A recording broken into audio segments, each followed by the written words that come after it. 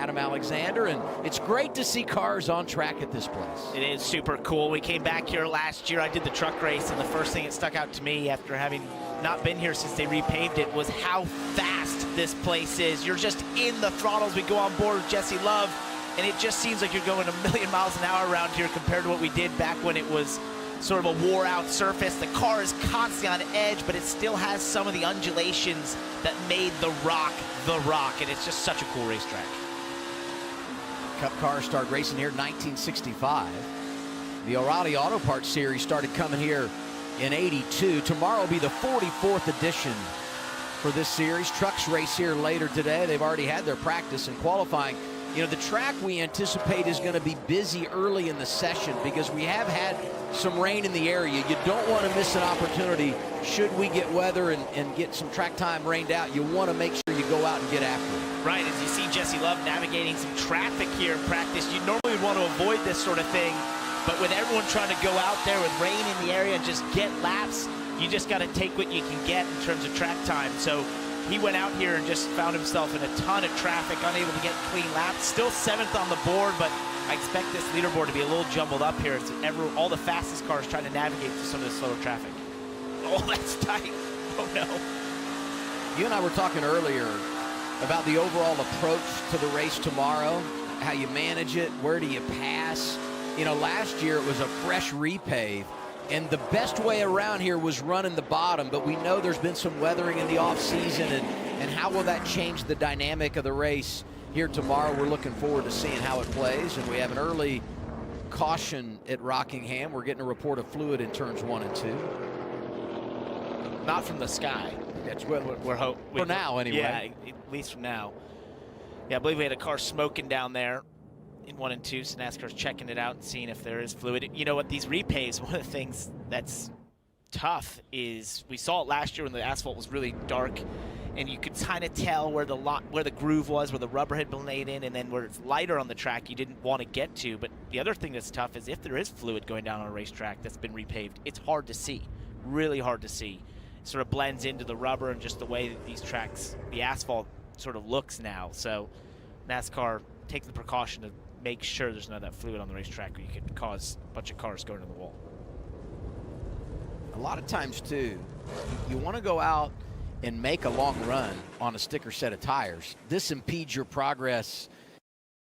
And running, you feel like you got a chance, and then, boom, you have to come back down the pit lane and reset on a set of tires that is going to have a little bit of time on them. Let's get some reports from pit road and start off with Kim Kuhn. How are you, Kim?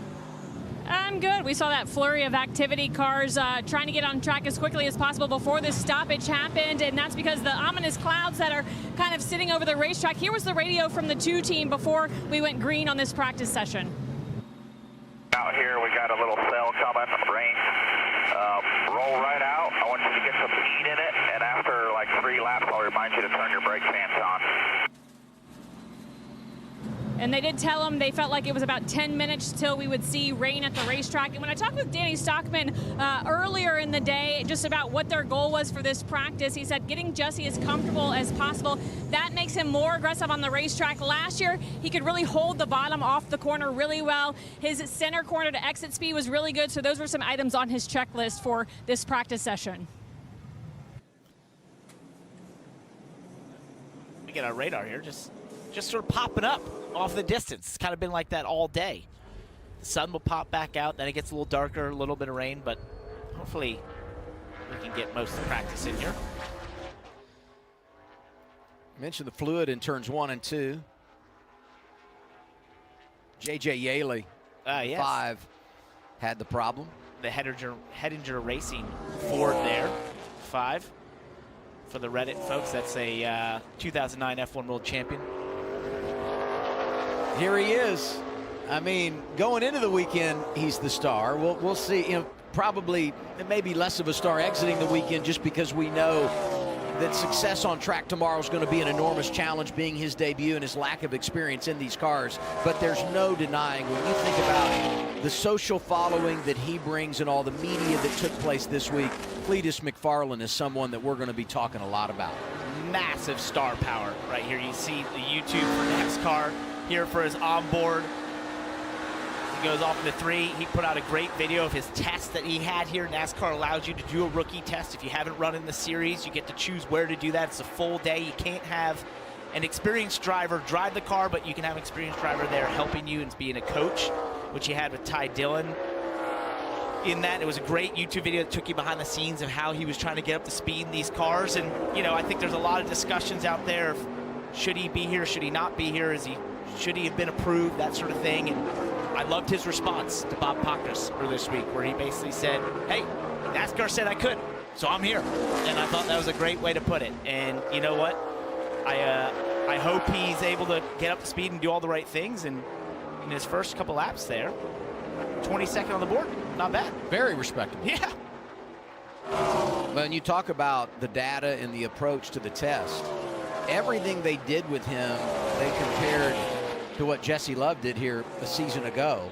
That's probably an unfair comparison, but the numbers actually matched up quite well, which speaks to the baseline for the 33 and Cletus and where he is coming into the weekend. Well, one of the things that at that test, it was super cold, and this place is very temperature dependent in terms of it has a lot of grip when it's super cold. That's where the test happened earlier this year, that they were comparing that data to Jesse Love, and his data did get pretty close. But this, right now, and the temperatures we have here, this is going to be the lowest grip situation he's had in one of these cars, and sort of risen to the occasion correctly. Has Taylor Gray right behind him, a winner here in the O'Reilly Series, and hold them off well. Oh, a wall tap there into 1. Dawson Cram, who's missed the race the last couple of weeks, we can tell you, though, he'll race tomorrow. 38 cars here this weekend, so no one goes home following our qualifying session. That's worth pointing out as well with the threat of weather. If qualifying were to get rained out, and it did delay the progress for trucks earlier today, they got their session in, but if we were to have a problem because of weather later today and we would not be able to qualify, it wouldn't impact anybody's opportunity to race here tomorrow. And for that wall tap for Dawson Cram, that's actually fairly easy to do. It looked kind of odd, but that's because of the shape of the racetrack there into 1. You kind of drive towards the wall to give yourself the widest entry, and then you kind of have to turn away from the wall at the last second to get into the corner. And basically, you can, if you're falling out of the car, you can kind of lose your bearings a little bit like he did there and get into the wall. Let's take a listen to Cletus' radio. Middle to exit, need a little bit more, getting in. Got another half car length getting in right here. Right there. Give me a little bit more, getting in. Got another half car length getting into 1. Great coaching. That's what you, when you're trying to get up to speed quickly, you know, if he's able to conceptualize all that, awesome. Sometimes it can be information overload, but I think he was, you know, getting good direction, at least in terms of just trying to maximize your laps, because you think about how few laps you get in modern day NASCAR. You know, he's had a test that's very unusual in this day and age. You know, the test with practice being a single practice, you have to maximize that time. And even if you're just an all-guyer at the top of your game, he'll be getting similar information from his team, whether it's, you know, from the spotter, or some weekends it's SMT, just telling you what you could be doing in comparison to the competition, because you have to maximize that time on track, and that means corner by corner, lap by lap. Talk about expectations going to the weekend, and there's one expectation for the 7, and that's to win. Red hot to begin 2026. 3 wins already. He's won the last 2 weeks. And last Saturday, getting it done in Martinsville, Virginia. Just remarkable the start that this team is off to. I think he's at the top of his game. Oh, I would say 100%. And you know what? Lost in his success. I mean, his success has kind of gotten lost in the hot starts for some of these other drivers, because you look through, and we said this on the broadcast last week, one of them right in front of him, Corey Day. But there are so many drivers that are out of the gates quick this year and putting up career numbers through 7 races. You kind of take for granted what Allgaier's doing, who has won 3 times and has got this enormous advantage over the rest of the competition when you look at the standings. And I think it goes back to a couple years ago, winning that first championship, and the weight that lifted off Justin to just be as good a driver as he is, and with his level of knowledge and experience at this level, and then you bring in a guy like Andrew Overstreet, who's hungry, is a crew chief with a lot to prove going into this season. I think that combination was, you know, something that the competition didn't want to see, because they're so good. And I wouldn't be surprised for them to continue to put up hero numbers like this through this regular season, then add in that we've gone to the chase format. I felt like personally when I looked at the season, I said this is Justin Allgaier's championship to lose. If JRM is as fast as they were last year, and sure enough they are. Well, and you mentioned JRM. I mean, Allgaier's the one that's carrying the flag right now, but the reality is organizationally, after an amazing 2025, they're even better through 7 races in 2026, and they've won 5 in a row. That's the second best all time when you talk about an organization in consecutive wins. Look at this, right behind Corey Day, and they're doing a little bit of a dance off the corner there. You'll see that a lot. So last year in this race, the best way to pass was to do exactly what Justin did there. That's get to the rear bumper of the car in front of you, pass the air, remove the downforce from them, and they will skirt up the track and allow you to get to the inside. This place is just incredibly aero-sensitive, and as the following car, you have amazing power to use that aero to your advantage to loosen up your competitor in front of you. You know, we heard from Kim Kuhn. Oh, yeah. Yeah, let's do Dylan on Day. Dylan Welch talking Corey Day in the 17. Yeah, and as we see this good little race here between last week's first and second place finishers, I spoke with Adam Wall about Corey, and you know, this is kind of getting to the stretch of the year where some of these races they're getting back to for a second time. This is not one of them. Last year, the 17 didn't run this race. Adam Wall, the crew chief, said he sat in the stands with his family and was a spectator for this race. So both of them kind of getting back their feet underneath them here at Rockingham this weekend. But spoke to Adam, as I said, and he was really complimentary of the last few weeks for Corey and said he's gotten the driving stuff, the on-track stuff figured out. He and I are pretty in sync with what he needs from the car and what I can do to help get him those feelings. So now they've sort of moved to the little details that make the difference, things that can just add up to tenths or hundredths of a second over the course of the time. Things like pit stops and being efficient with where he parks his car when he comes into the stall for pit stops. So just the little minute details, now that the finishes and the racecraft is starting to develop, they're able to kind of do some fine-tuning. So this will be another new challenge for him, new racetrack, as we said, but all good for the 17 here over the last month or so. If they're where they are, and then we're going to fine-tune it and continue to get our arms around it, this is an organization and a team that's just going to get more and more scary as the campaign rolls on. Well, I feel like for the first few races of the season, we've been saying, wow, that's amazing what Corey Day is doing, and we've been so impressed. He's moved my expectation level. That's how good they've run in that 17, how good a job he has done. I don't know if I'm going to say when he goes out and finishes top 5, wow, what an amazing job. I'm like, I expected it. That's where they're at right now. And so I think they're moving their expectation to getting victory lane. And then when they do, it's how many can we win, right? Can they have one of those hero midsummer seasons with that 17 if they can keep up with what they've been doing and just improve on it a little bit. But I think we're going to be talking about Corey Day, the winner, pretty soon. This guy was the winner a year ago at Rockingham. Sammy Smith was second behind Jesse Love. Jesse DQ'd, 8 takes the win, and picked up the $100,000 via the Dash for Cash this weekend. Tomorrow's race is a Dash for Cash qualifier. This is how it all unfolded. Just an incredible finish to this race. It was a long afternoon, a lot of cautions. And Sammy's like, okay, decent day, finished second, got the $100,000. Later on, he found out he got win number 1 in 2025. Good for him. It was a great race all throughout. You know, I think on that day, the 2 of Jesse Love, who's leading practice right now, was truly the fastest car. No doubt. The best car won that race. You know, say what you will about what was in it, whatever, that failed in tech inspection. He's obviously come back with a lot of speed here today. He had a real knack for this place from the test earlier that year. It was pretty evident he had a lot of speed here. And I think Sammy Smith did a great job to be in contention there late in that race, but just, you know, maybe got it given to him a little bit in the end as we have sprinkles on the track. Yeah, going to get our second caution of the practice session. Having a hard time getting it going here. I look at the bumper, and I feel like in 2026, a lot of our practice sessions, when you look at the top 10, things have been jumbled with a lot of different organizations and maybe some names and teams populating there that you don't normally see. I look at it today, and it's a who's who of success, both driver and organization. Leading the way, Jesse Love, the man that got the championship a season ago and was so good right here at Rockingham. Mention the fact we started racing here in 1965, and the greats have their place in victory lane here.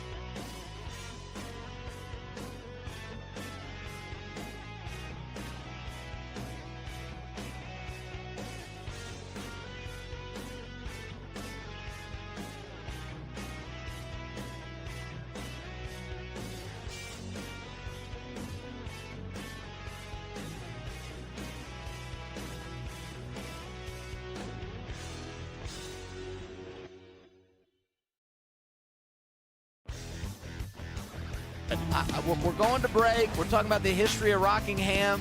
We show Earnhardt, legend. Yep. We show Mark Martin, legend. Yep. And I'm painting a picture and selling everything that is Rockingham, and boom, they give me Jamie McMurray. You got hosed on that. He is a winner here. 4 in a row, in fairness. That is true. But you know what? We can't just...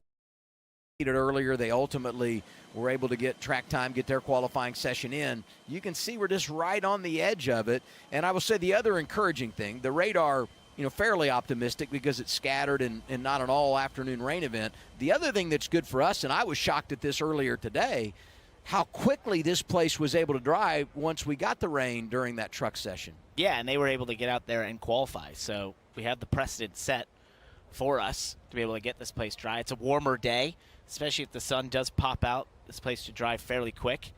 And it doesn't even, you don't look like you got a lot of moisture on the racetrack. That can be deceiving on these repaves, but I think they could get this place dry pretty quickly.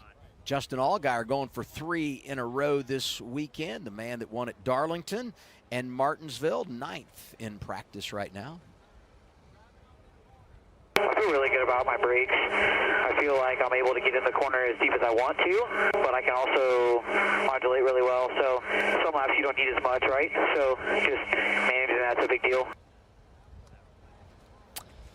Well, there's just all sorts of things you find out in practice about your race car and just the little things. It's all the stuff you're looking for. If it's not talking about handling, it's brakes, it's transmission, it's just the little stuff inside there. That's why for teams and drivers, we're always clamoring for practice, because we feel like there's so many of the variables we can remove if you just let us put a race car on a racetrack, right? And there's tiny things we're going to find that race car, whether it's just fit and finish from the shop or it's particular things you want to work on.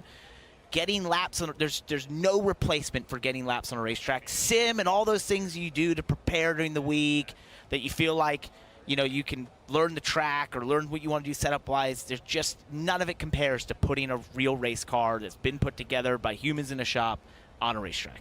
We've had a couple of big birthdays in this series here in the last couple of weeks. Taylor Gray turned 21.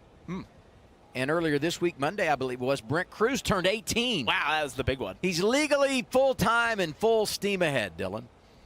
Yeah, that's the best present of all, I'm sure, is that Brent can be full-time in the 19 to finish out this year. Did you do anything fun Monday to celebrate? Not really. We went to dinner, all my buddies and my family, so that was cool back in Old Mooresville. But happy to be here. We have a super fast number 19 Toyota Supra.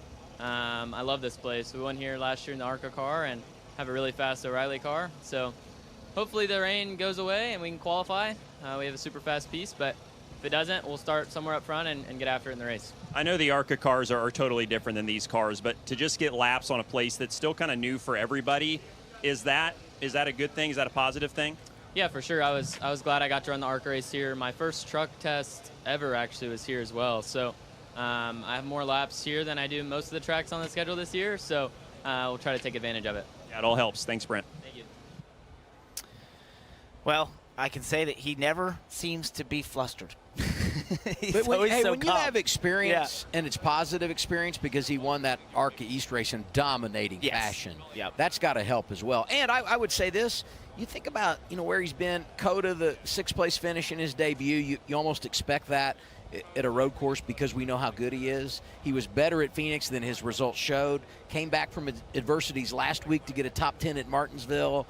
I mean, so far it's like, wow, he's doing what everybody thought he would do. Well, the reason I was saying that was not just to joke around, but he's so calm in his demeanor, but he's also so smooth on the racetrack. And those races have been so smooth. Yeah. My point. That's why I was kind of bringing it up, was like, what's amazing to me, he's just turned 18 years old, but you wouldn't know it when you're listening to him if you weren't looking there at him and how young he looks. And then you watch him in a race car, and it looks like he's been doing this forever, right? It looks like he's been at this level for a long time because he's just so quickly up to speed, so calm and smooth, and just understands exactly how these races play out, what you need to do in these race cars. And yes, there's the experience and the confidence you get from running in ARCA and trucks and that sort of thing, but as you move up, there's all different things you're trying to figure out and understand. The competition gets tougher.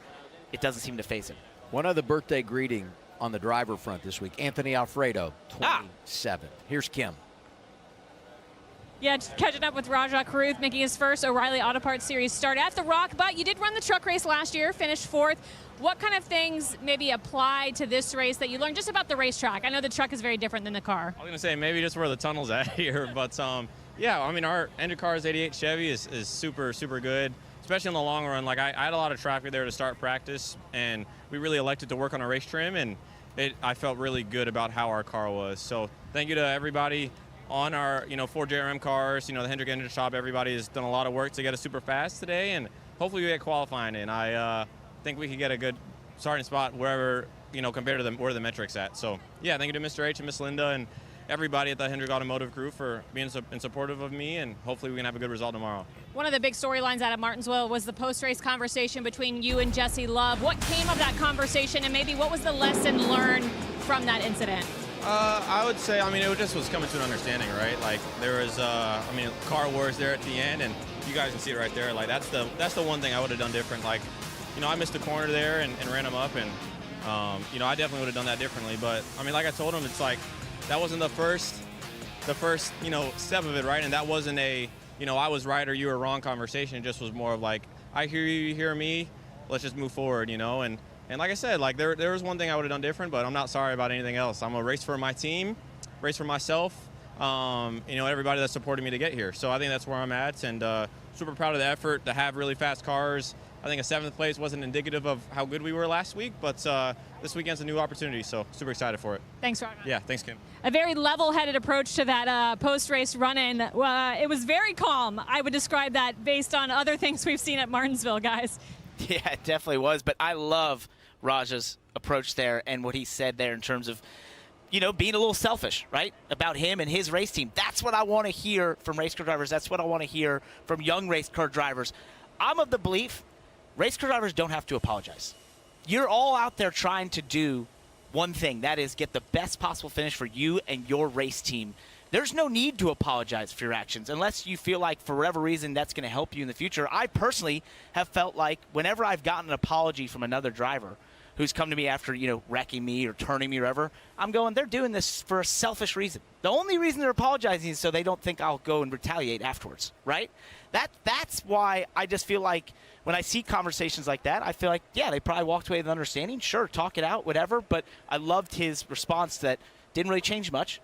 I'm still going to do what I'm doing, and I'm going to fight for me and my team. And I think that's the approach you have to have. I don't believe race car drivers have to apologize for trying to just be race car drivers and go as fast as possible and get the best finish possible. If we didn't have disagreements at Martinsville, it just wouldn't you be Martinsville, Yeah. right? Let's relive last week now through what we heard on the scanner. 62 to go, number 9 in charge. Here we go. Oh, Pullman had a hard time getting going on the Big stack restart. up.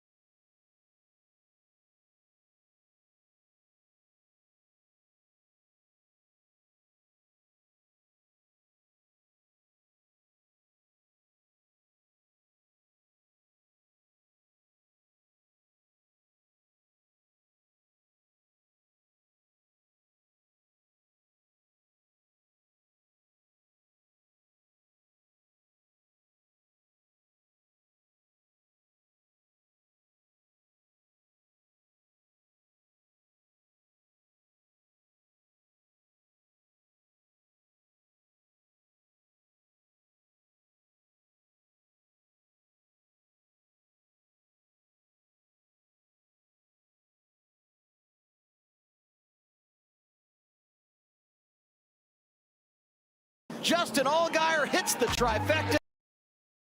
Let's go, boys. Another one. Heck yeah. Better buckled and tight. More racing for six. That ship is quiet. Hold on, Danny. Let me off. What do you mean earlier in the race? What about it? You're knocking us around through 20th, man. Hitting us on the straight. Listen, you guys go hard. Yeah, let's stay out of it. Let's stay out of it. What a way to start the year, boys. I'm so proud of you guys. You guys are awesome. We didn't really hit this after Kim did the interview with Raja. The leadership from Jesse Love in that situation, very, very impressive. Very, very mature. Obviously, Danny Stockman, his crew chief down there, who's a fiery character all the time. Yeah. So that's not. You put an asterisk on all that with heat of the moment. Yes, right? exactly, 100%. And that's actually Danny Stockman talking about what he's going to eat for lunch. Is the same level of fiery passion there. Trust me on that.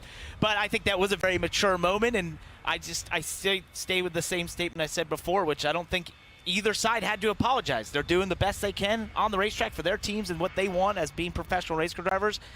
Chatting it out, if it made them both feel better, fine. But I think they handled it with a lot of maturity, and I loved Raja's response there about sticking up for himself. The two could agree on one thing for sure right now. Get the rain out of here and put the cars back on track. Mother Nature has intervened here at Rockingham. Jesse Love, the fastest so far.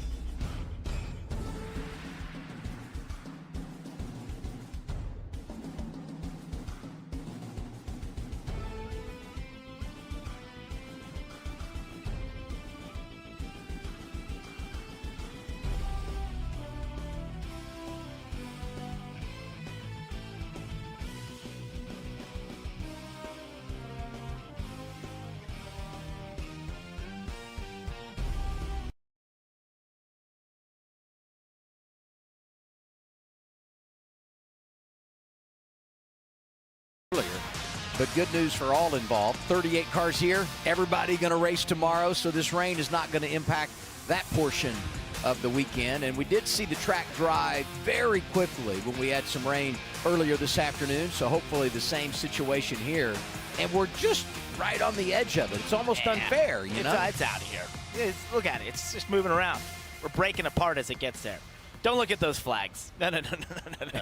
Truck's going to race here later this evening, and then the O'Reilly Auto Parts Series on track tomorrow. Race number 8, second consecutive year we've raced at the Rock. We're on CW with NASCAR Countdown Live at 1:30 Eastern tomorrow afternoon. Let's hear from Corey Day. Here's Dylan. He is third on the board right now. What did you think of your first laps in the O'Reilly car?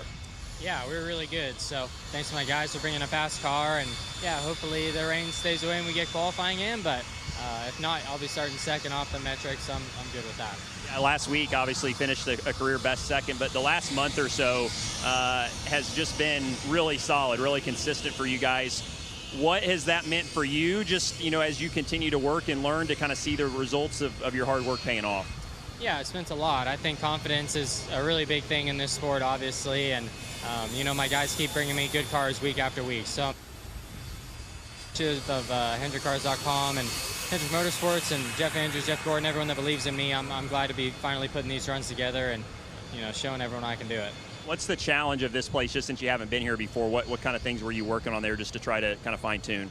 Yeah, it's super fast. It's freshly paved basically, 3 years ago, I think now. So it's pretty narrow and fast around the bottom. So passing in tomorrow's race is going to be tough. If you don't have a way better car than the guy in front of you, I think it'll be tough. So we got a good car, so I'm hoping that pays off. Thanks, Corey. 17 car has been good just about everywhere the last few weeks, but as we said, another new challenge here for them this weekend. He's doing great. I think can't sing his praises enough in this string of runs that he's put together and tracks and situations he hasn't been in before, and his understanding of the aero side of these cars is adapted so quickly.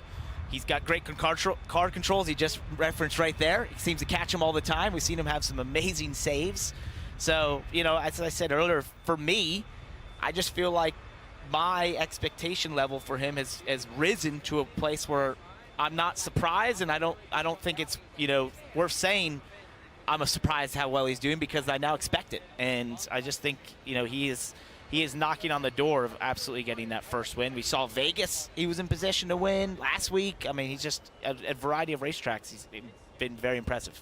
And he said the 1.5 miles are where he really feels comfortable. Yeah, he referenced hangs it out in the throttle. This place, I tell you, would feel just right at home for him. Well, and we got Kansas and Texas coming up. Yeah. So, I mean, maybe it's tomorrow, but the reality is some tracks on the schedule coming up where you feel like you can go out and get it done. This weekend, we're at the historic Rockingham Speedway. Glad you're here.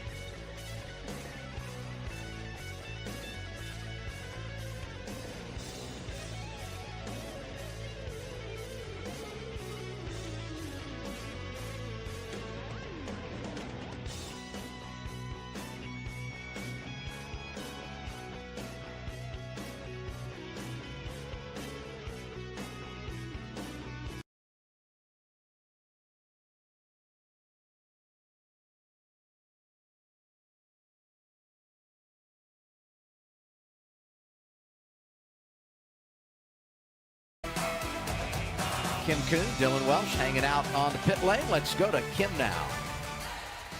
Yeah, Jesse Love, top of the board as we are delayed here. But let's rewind and think about Martinsville, because Adam and Parker in the booth, well, you kind of gestured at it, but they remarked about how good they felt like your leadership skills were in that moment. How hard was it for you to stay level-headed? It's definitely tricky, right? But it's okay. I gotta go. But you know what? Me and Raj had a bad conversation in a really good way, and that's great for both of us. All right, track back green, so we will let Jesse hop back in his race car. Hold him out of there. What did you say about Danny Stockman earlier? He's always just firing. Explaining his personality, and boy, there's an example of it right there. Hey, track's green. Come on, man. Get in the car. Let's go. Come on. You know, though, I want to build on that a little bit, and I appreciate Kim with the follow-up. But I was going to say, as we talked about Jesse here in this race last year, they obviously had a great race car.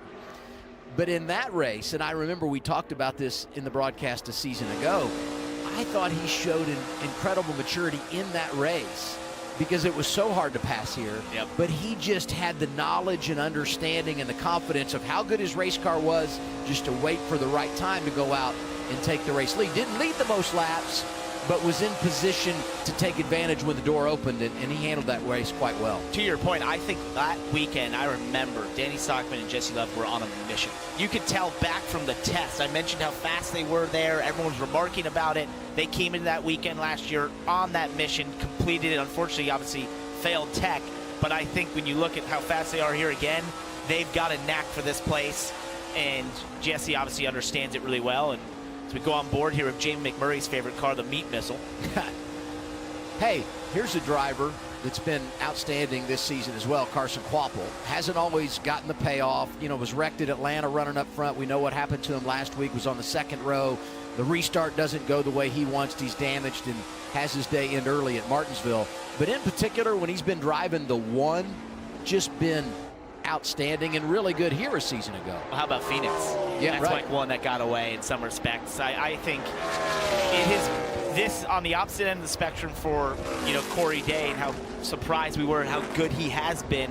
I think for Carson Quapple, it's the surprise that he hasn't won yet, right? We're running into Sheldon Creed territory of how can you run this well and not break through, and I'm sure he's a little frustrated in there how close he has been.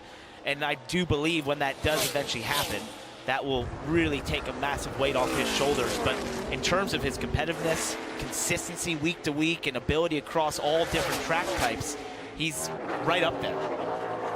You look at our bumper, and we have added time, roughly 30 minutes to go now in the practice session, Dylan.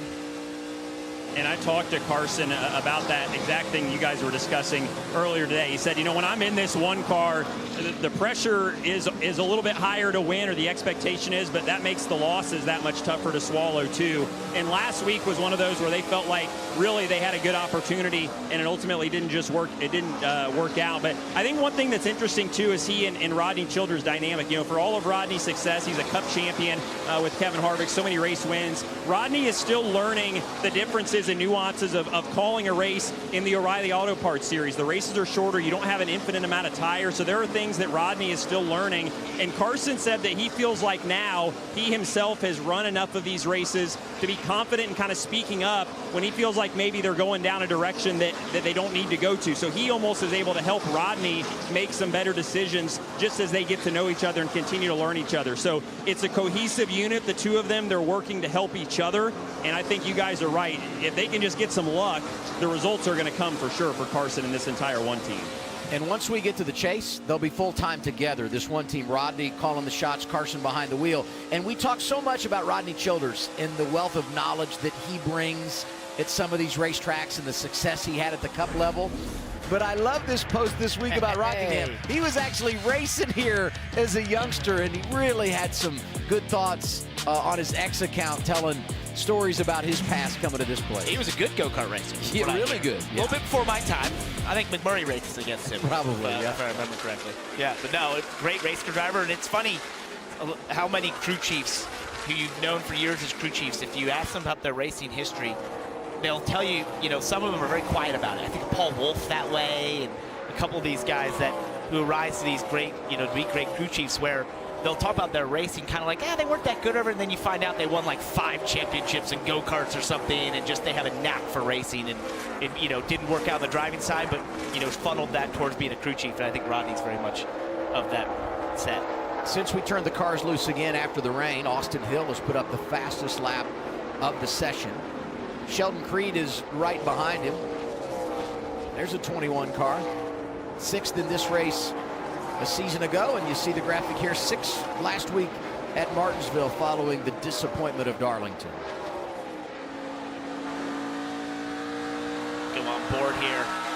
I just want to take a little ride here because I love this place. It's so visual.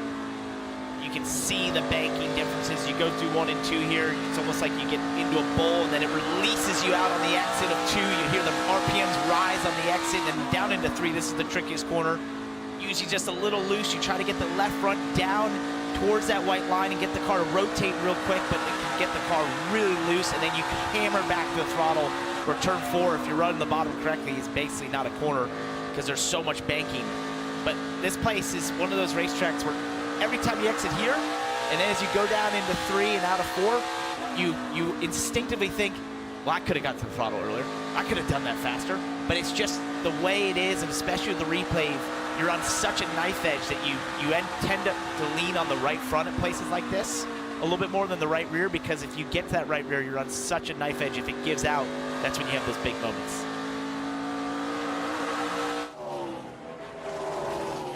Talk about drivers off to good starts in 2026. Parker Retzlaff, top 10 right now in practice, 2nd in this race a year ago. Just incredibly consistent is Retzlaff when you talk about the first 7 races of the year. Matched his career best that came here last year when he was 2nd at Atlanta. You saw it on the graphic, and right now, if the chase began today, it does not, by the way, but he would have a solid spot inside the top 10. Thanks for the update, by the way. Yeah, but hey, he moved over to Viking, and you just didn't know, because this is a team that's, you know, kind of gained some momentum, but they're still laying the foundation. Then they add a 2nd car, and you're like, oh boy, this is a big ask. Both he and Anthony Alfredo have been outstanding. Right, and one big thing for them was the affiliation with RCR. Totally. I think that was a big step forward. So it's, you know, they've invested, like a lot of those midfield teams, Jordan Anderson Racing, Clements, this team, the Siegs with the HFT Alliance. You know, this is, all these teams knew they had to up their game a little bit, and I think Viking was right there with them. And I love to see this from Parker Retzlaff, because he's had some amazing runs across a couple different teams, and with a place like this that's investing as heavily as they are, I think he can really surprise some people. What's going on, Kim?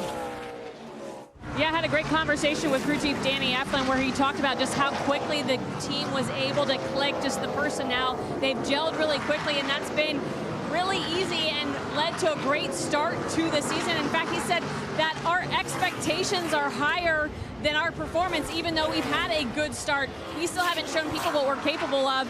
And so then I asked Parker, well, what does that look like this weekend at a place last year, albeit with a different team? You qualified on the front row, finished 2nd. He said, I just did a good job of keeping the car clean. That's essential here, because you can put yourself in a lot of bad spots because you're going so fast. He kind of likened it a little bit to Dover.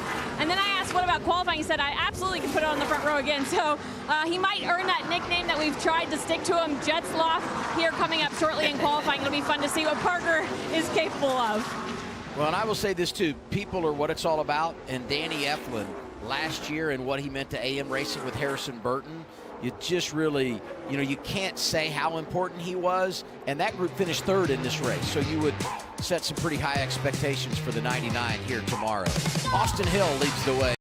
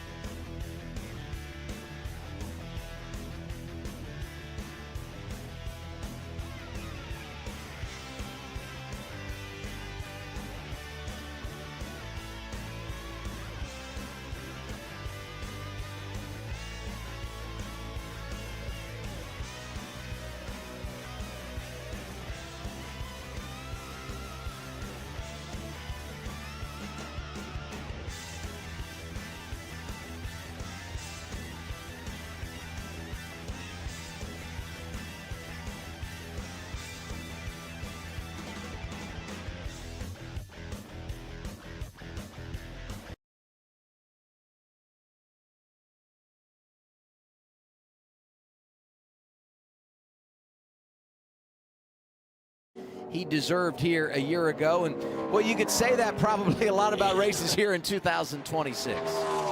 Him and his Joe Gibbs Racing teammates. That's right. Really, what you see with that from Joe Gibbs Racing, not off to the start we'd expect from them.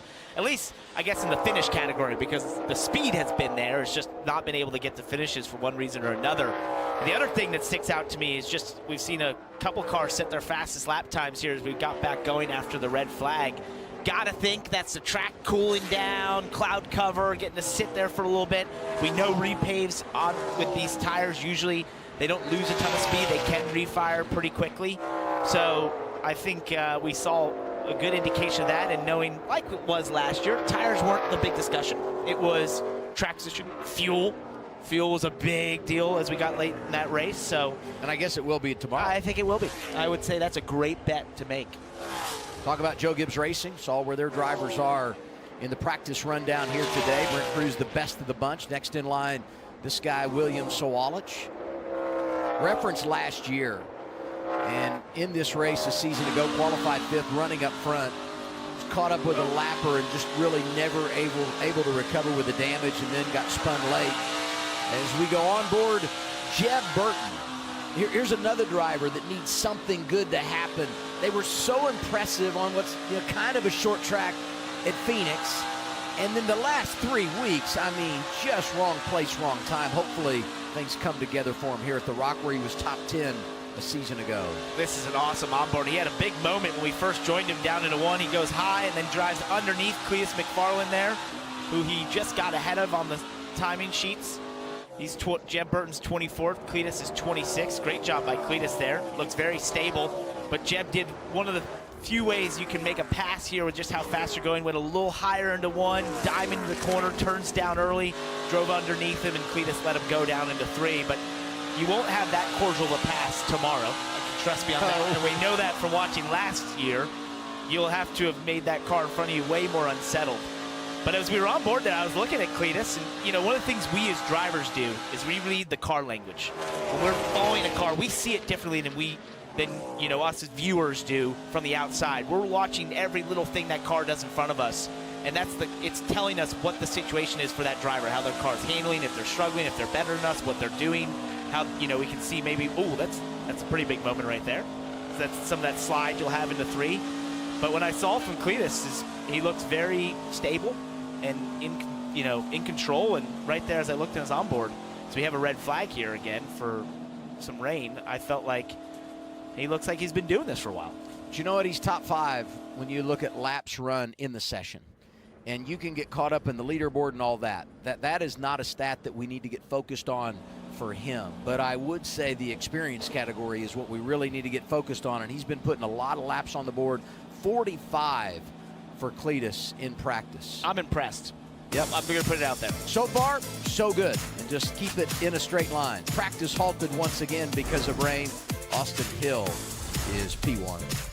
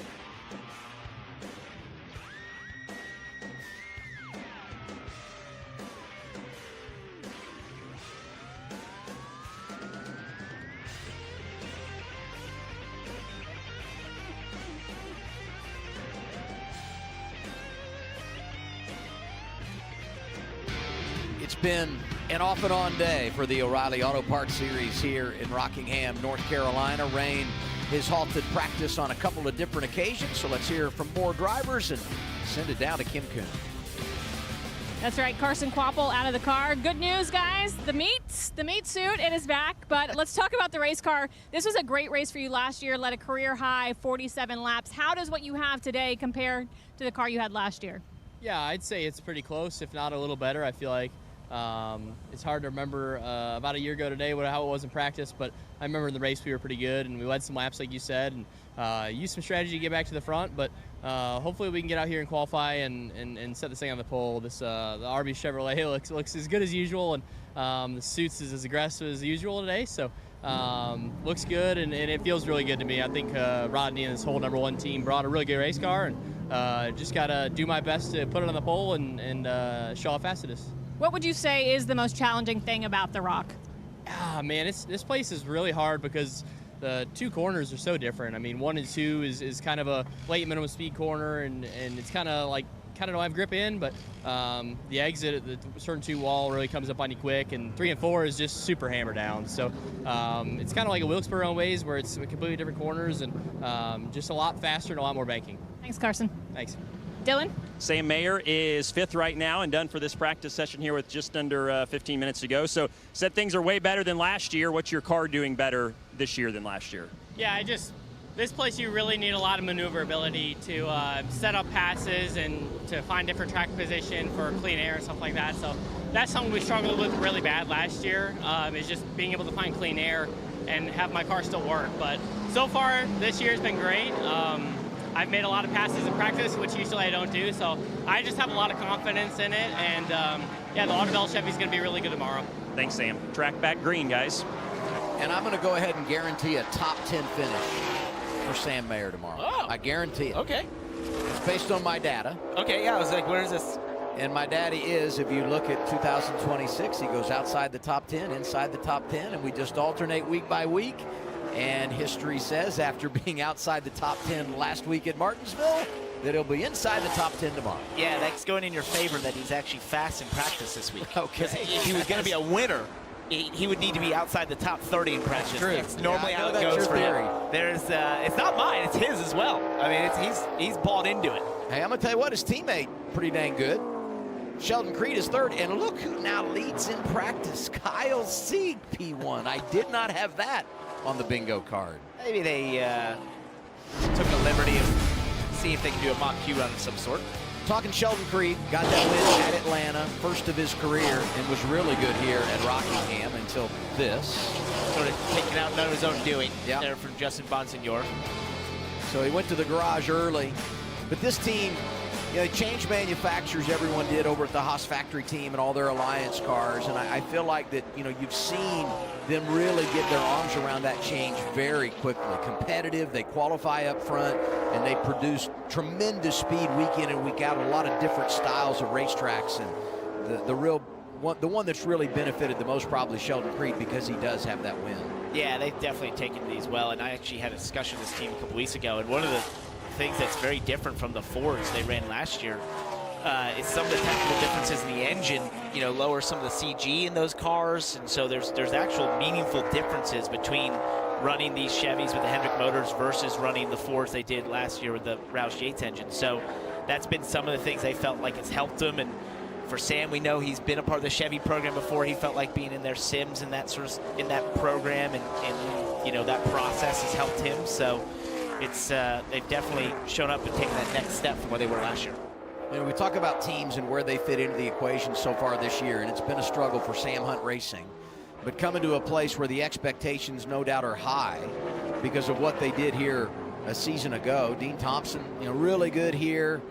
Finished 11th, but won a stage, first of his career. We talked earlier about his teammate Harrison Burton and how good he was here last year. Dean right now in practice, 23rd, right behind his teammate. There's Harrison in the 24.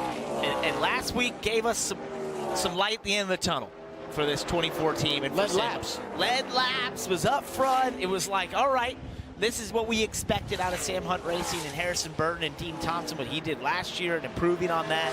So I think, you know, for everyone at Sam Hunt Racing, they finally got a reprieve from the way the start of this season has been, where it just felt like if it could go wrong, it has gone wrong for this race team in some respects. But they don't lack having good-looking cars. I mean, that's a scheme right there. Yep. I like that one. Harrison driving for AM Racing last year. We referenced that when we were talking about Danny Eflin. AM Racing was on schedule to come here full-time, we thought, this season with Nick Sanchez, and they withdrew. So no AM Racing this weekend here at Rockingham, and we'll continue to follow that story and what their future is as we transition to Jeremy Clements, veteran driver from South Carolina who was top 10 a season ago at Rockingham. We talk about the alliances. It not only says it on his race car. I think I've made that joke like 100 times this year. I'm sorry. But he's got the HFT alliance. It never gets old. It doesn't. You know what? Just repeat your best stuff is what they say in TV. But I think he's been, a great indication of what having an alliance like he has at HFT now has been big for this race team, some of the speed they've shown at certain weeks. So, I think the template is, if you're one of these teams that believes you have the capability of making the chase in the O'Reilly Series, if you're an independent like the Clements, you've got to have that alliance to, really ensure yourself that you're going to have the fast enough cars to make the chase. All 5 of those Alliance cars inside the top 15 right now. That's a good indication. Including top of the board in the form of Kyle C.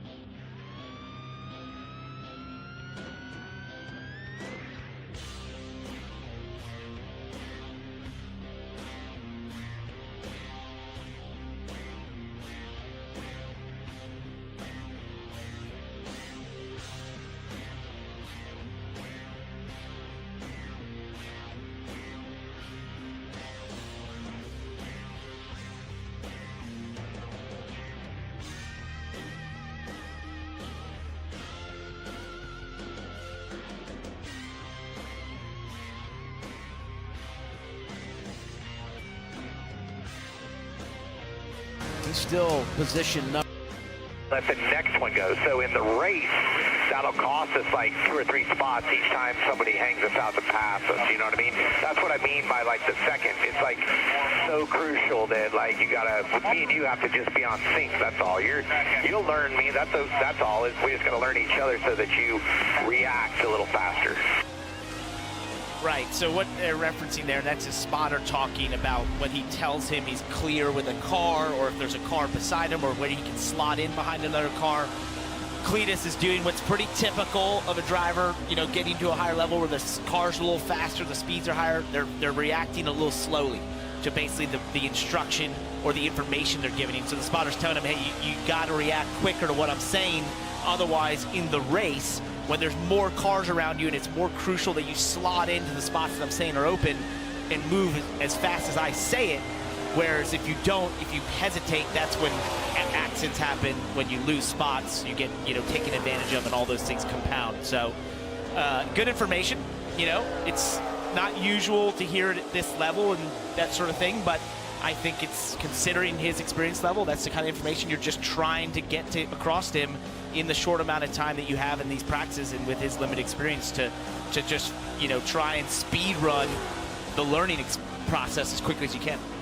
He's 27th right now, and those comments on the radio and listening to you analyze that really takes me back to some of the things he said this week following the test that he did over there, and that being that he just has so much respect for all those that do it on a regular basis. I mean, and he expressed that, and I thought it was so cool for a guy that has raced and is I mean, he knows speed. He loves speed, right? But just the amount of respect that he showed to those that are always out there doing it week in, week out. And I liked where he asked about doing the Daytona 500 with something he remarked, and he said, heck, not anymore. I don't want to go to Cup. This is really difficult.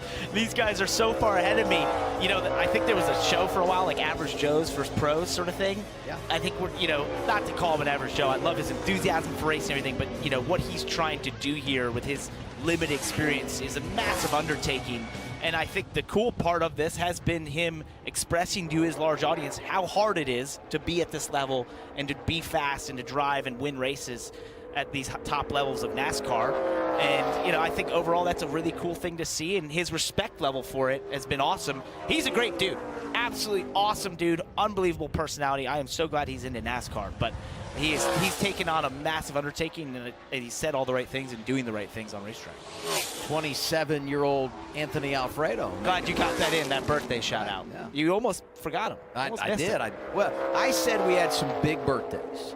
Were you not going to consider 21 Taylor Gray, that's a big number. Yep. 18 Brent Cruz, that's a big number. 27 is just kind of forgettable. A birthday. It's kind of forgettable. Yeah. I couldn't tell you where I was or what happened on my 27th birthday. So, do you remember yours? My 27th? I do not. I'm trying to forget most of them these days. LeVar Scott in the 45. Not a bad practice session for him back there in 20th, coming off a 22nd place finish last Saturday at Martinsville. I see an Alpha Prime car on track at Rockingham, and I just immediately rewind to last year. We talked about the success in this race for Parker Retzlaff, driving for Tommy Joe Martins, Cesar Baccarella, Alpha Prime, and Brendan Poole was top 5 as well. Put 2 cars in the top 5, which was remarkable in this race a season ago. Yeah, they had a couple of those moments last year, Alpha Prime, and had an incredible run by Brendan Poole, and the points last season, and are continuing that this year, knocking on the door of being in the chase. And I think for LeVar Scott, he's going through some of those rookie growing pains at times, and there's moments where we see the flashes of the brilliance, and then there's times where there's wrecks ahead of him that maybe he shouldn't be involved in, that he's going to have to clean up. But if you want to talk about personality and just enthusiasm for being here, he's got it in spades for LeVar Scott. This guy does too. Alex LeBay, big personality, fun guy to hang out with in the garage. Comes from north of the border, Canadian Series champion, making his 3rd start of 2026. Had a good top 15 run driving for SS Greenlight Racing earlier this year at Circuit of the Americas. Really good road racer is Alex LeBay. He's a guy that you can count on. If you're in need of a driver in a road course, that you're like, I don't care what equipment you give him, I want it to know how fast it'll go in the O'Reilly Series and give it the best shot of having a top 10 or outsized day for that equipment, you get Alex LeBay. Like, he's dependable in that sense. And he'll always say please and thank you. Well, he's Canadian. And you want someone that's good on a road course? Let's just make it 2 in a row here. 87 is Austin Green. And you know what? We've talked forever about the connection of Martinsville and how road racers do a pretty good job there. He was having an unbelievable day, a career day for an oval race last Saturday, and got caught up in that accident on the restart.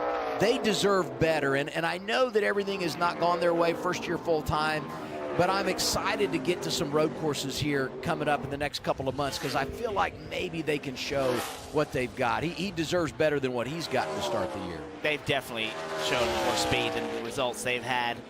But I think this is part of a younger team in the series. There's definite growing pains. It's hard to explain to people the undertaking that is 33 weeks of racing. Yes. That is, and the dynamics is, how dynamic these tracks are and how dynamic the schedule is and the different cars you have to prepare. It's a massive undertaking, and if you start a new organization, you start from scratch without the processes. It's just, there's so many things you have to build to do that correctly. Brennan Poole referenced the fact that he got that top 5 finish here a year ago, top 20 in every race this year, but won, and finds himself 16th in points, which is a really, really good position for that organization. Especially when you think about the drama that unfolded at Phoenix last year to get him into the top 20. It's got flames on it, though, this year. Practice is done. Here's a stat for you. When you look at the top 10, and I know there were some games being played and some guys did a mock run, one car from Junior Motorsports inside the top 10 at the end of practice. How about that? That's unusual for this year. And it's, yeah. I would bet it's not going to stay that way. I would say you're right. It's Sammy Smith who got the win here last season. Kyle Sieg, Ryan Sieg, Hill, Creed, and Love, your top 5 in practice at the Rock.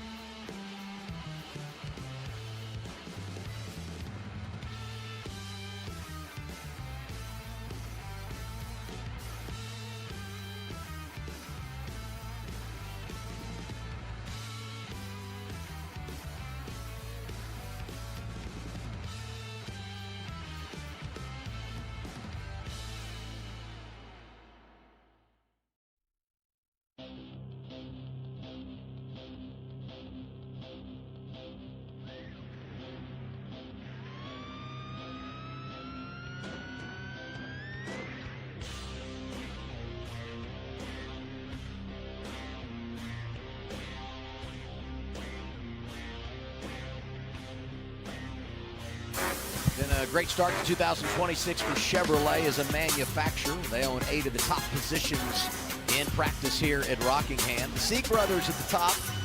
Some RCR flavor there with Austin Hill and Jesse Love sandwiched in between them in 4th. Sheldon Creed. Day was solid. The 18-year-old Brent Cruz up there, and Sammy Smith, last year's winner, was 10th. 23rd on the board, Harrison Burton. Here's Kim Coon.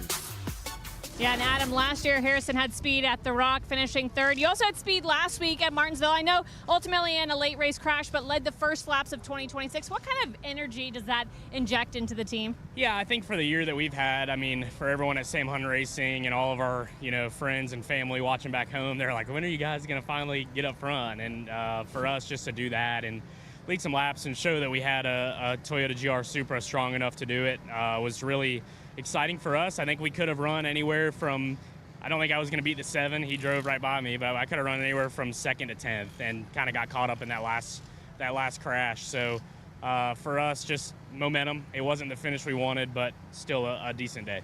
As we look at qualifying here at Rockingham, 2 ends of the racetrack, pretty different. How do you approach it? And where is it on the commitment level? High, very high on the commitment level, and the biggest thing is the entry is so hard to guess, right? Like, it's so easy to overdrive the entries here, but qualifying, it rewards that when you go and get after it and kind of send it in there. So high on the commitment scale, and you kind of just have to hope you stick and wrap that line underneath the rubber. And I'm trying to focus, but my teammate Dean over here is making fun of me. So he says I'm talking with my hands too much. I thought the smile was from just how excited you were to qualify at Rockingham. Yeah, no, I wish it was. I feel like we'll be good. I just, you know, I feel like we've probably are going to race pretty good, just lacking a little bit on fire-off speed for us. But I'm excited to get in this Elite Rewards GR Super and go get after it. Thank you, Kim. And you know, it wouldn't be a practice and qualifying session on the CW if we didn't do some graphs with Parker. Yes. I think we've hit that stage of the day. I'd love to do this. This is my favorite moment. This is it's like what I get up for in the morning. So we got some graphs here of Parker Retzloff and Austin Hill. Austin Hill was fastest in the 5 and 10 lap average. Parker Retzloff was fastest in the 15th. One thing to note, so if you look down here, this is where they kind of start on their second runs after that first one. But this goes up pretty fast, and this basically tells us, you know, heat out of repave is a big deal. But then look as we go further along, these stay pretty stable. That tells you that the tire wear isn't a big issue. We're not going to see big fall off. It's about a second, and that comes mostly from just heat into the tire. It's not actually wearing away. At repaves, that's why we say track position matters so much. Tires don't matter as much. You just want to stay up front. That's why fuel becomes a big topic in that final stage, because you want to kind of just get to pit road the soonest you can and then hang on, because you know you have tires that can hang on wear-wise. They only lose grip because of heat. So Austin Hill makes the graph this week. He's third overall. Let's get to know his teammate, 30 years old from Bradenton, Florida, Cletus McFarland, 27th in practice. Cletus Garrett Mitchell, otherwise known as Cletus McFarland. I'm freaking fired up, brother. Well, we're gonna jump in this thing, turn left. I gotta be on it. You know what? Keep the wings stuck behind me like a bald eagle in a dive.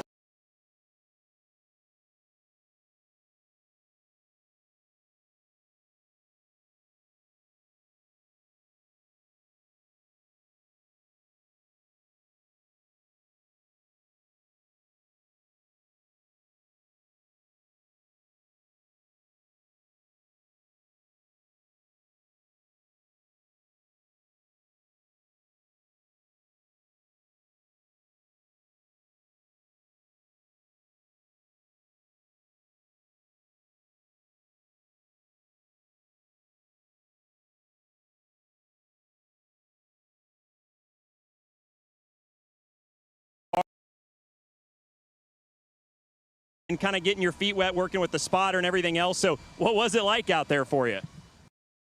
Well, you know, I was pretty terrified for a minute there. The radios were going in and out. I had no idea where the hell I was here on the rock. But, you know, we powered the Tommy's Express RCR number 33 into a decent spot. You know, I mean, I'm living the American dream out here, having the time of my life. Just going to go and hit this qualifier hard. And if I get better than last place, I'm going to be happy. You look good in practice. I don't think you were last in practice, so that's good. Do you know what I was? I think last I checked, you were like 25th or something, but don't hold me. 27th, I've been told, so that's good. Qualifying, as you know, is going to be a different beast here. So what are your expectations for what you're maybe going to face here for a lap at speed?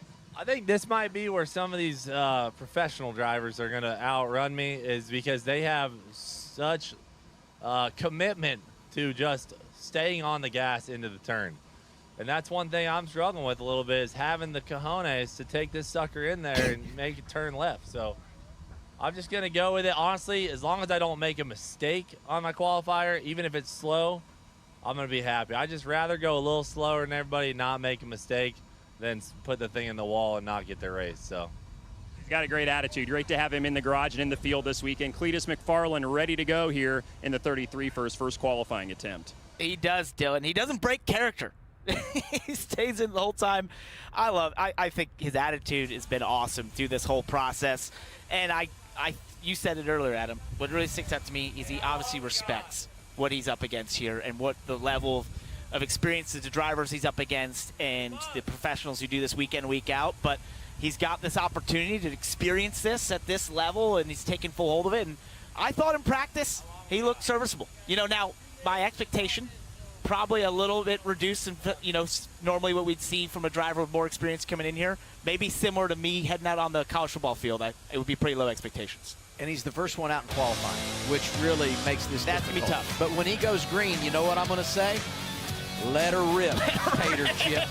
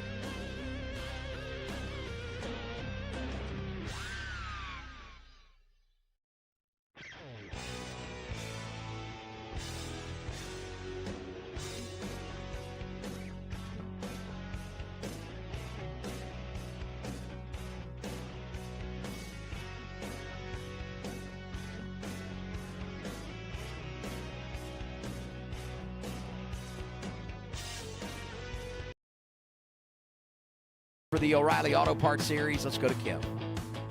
Yeah, and brothers Kyle and Ryan Sieg finished 1-2 practice after strapping on a fresh set of tires. But rewind to last year's race, you led a career-high 77 laps. As you think about what you felt on the racetrack there in practice, how similar is it to last year? Not too similar. It's pretty hot, and last year I don't remember being this hot and the track getting as much rubber laid down. And I feel like it's going to be a battle all day long to keep up with the track, and that's even the trend of all year. It's hard to, especially for us lately, to keep up what we need to do throughout the race. So we just got to be on the good side of it and just have some luck and be there at the end, because I feel like it's close. Just got to keep it dialed into the track, and the boys brought a fast Sciop Chevrolet, so I'm ready to see where we qualify. And it's nice to be 1-2 for the Sieg brothers. It's a nice publicity stunt. So. Yeah, it's good. That's Ryan Sieg, Dylan. And Andrew Patterson is back in the Jordan Anderson Racing 32 for his second start in a row. Okay, this is in Martinsville, so what do you think of this place? And you got to do the test here, but what was it like in practice for you? That was good. I feel like I learned a lot the whole run.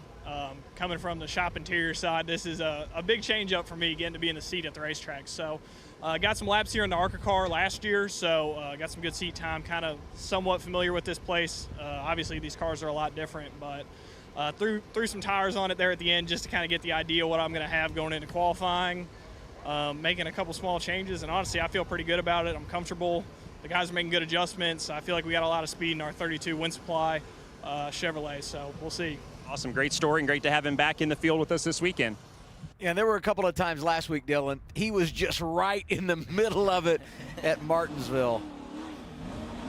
He's in the 32 this week. Raja going to be back in the 32 next week as Kyle Larson will drive the 88 for Junior Motorsports. 38 cars here. Everybody makes the show. One round, one lap. And to get us going, Cletus McFarland was 27th in practice. And he mentioned it, maybe the biggest gap of the weekend will be here in qualifying compared to the commitment the others will have that do this week in, week out. Let's see what kind of commitment he has in the one.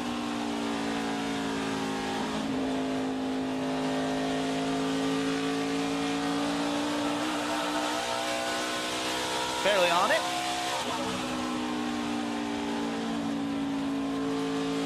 Seemed like just letting it roll a little bit longer than you would want. Use a lot of the racetrack. Goal number 23.65 in practice. 23.97 is what he turns here in qualifying. So slower, but he went out, he executed, and now this part of the weekend is behind him, and I'm sure he can breathe a huge sigh of relief. I think he said his goal was to just have a clean lap and get the car back in one piece. Right. He accomplished that. I did think it seemed like he was lifting pretty early, coasting a lot, and the lap time reflected that. Joey Gase in the 35 this week, second car out in qualifying. Similar patriotic scheme here.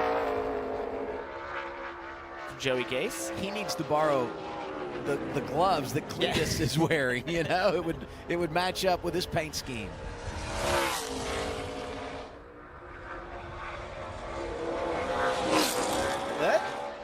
Behind Cletus. 24.07 for Gase. Did pick up from what he ran in practice earlier today. Here's Dawson Cram, 37th in practice. Put a 24.53 on the board in the session. He's got a little mark there on the right rear. He hit that wall into one. Avoided that here in qualifying. He's usually one to watch in these qualifying laps. Normally he's trying to make the race. He's already in there, but he's still got that car wiggling around and moving. Got a nice pickup going here. A lot of green as he heads to 3 and 4. Losing a little off the corner. Oh, it's big out of 4. Back to the line. New leader in qualifying. Dawson Cram, 23.87.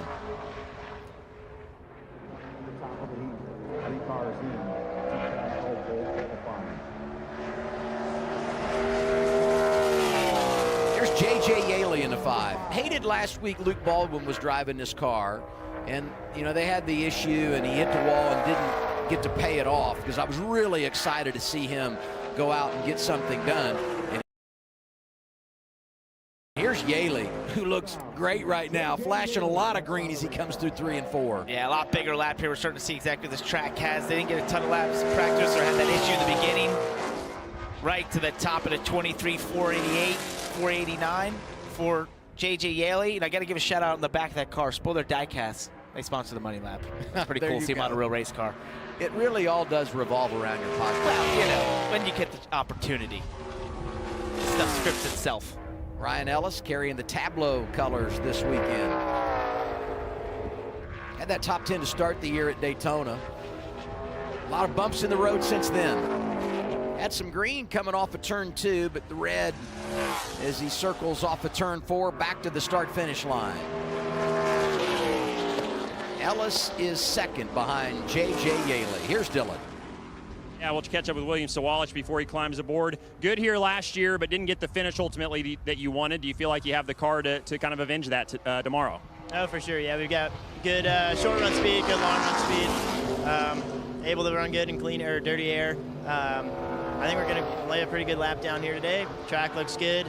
Just got to keep it low through 1 and 2, and obviously keep your speed up through 3 and 4. So, gonna go see what I got. All right, like the confidence.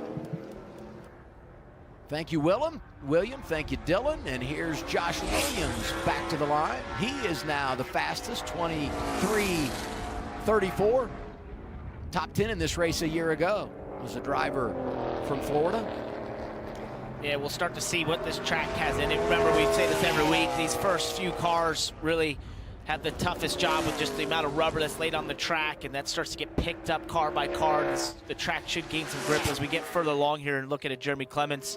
He's got a 1/10.5 into turn 3 just about.